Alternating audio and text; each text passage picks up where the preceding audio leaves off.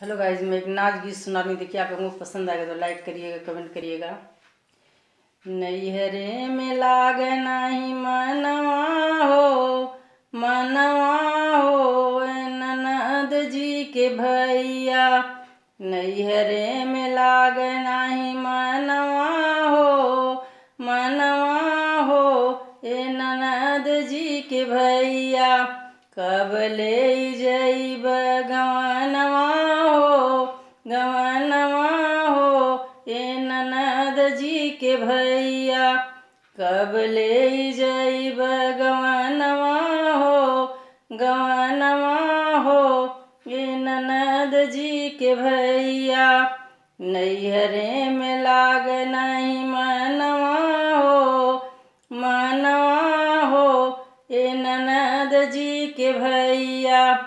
सथवा क सखियात गैलिन गवनवा, गैलिन गवनवा हो गैलिन गवनवा।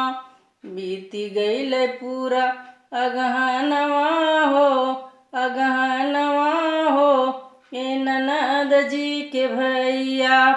बीती गैल पूरा अगहनवा हो, अगहनवा हो ननद जी के भैया।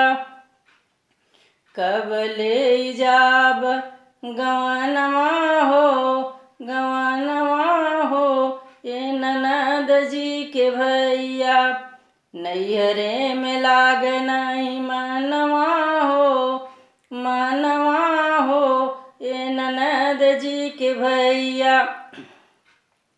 फागुने में भेज द सुदीनवा हो, सुदीनवा हो ननद जी के भैया। फागुन में भेज द सुदीनवा हो, सुदीनवा हो ननद जी के भैया।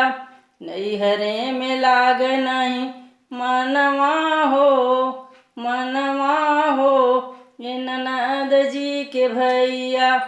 कब ले जइब गवनवा हो, गवनवा हो ननद जी के भैया। हमारा गीत कैसा लगा आप लोगों को कमेंट करके बताइएगा।